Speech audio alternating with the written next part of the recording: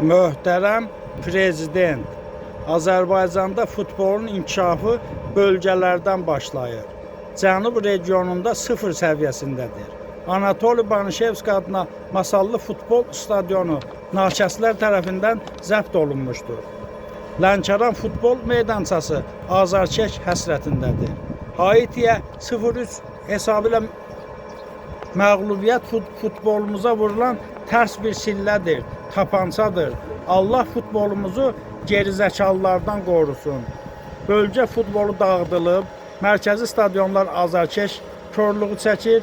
Bir Qarabağın uğurunu çıxmaq şərti ilə futbolumuzun başında oturan başıboşlardan futbolu təmizləmək zamanıdır.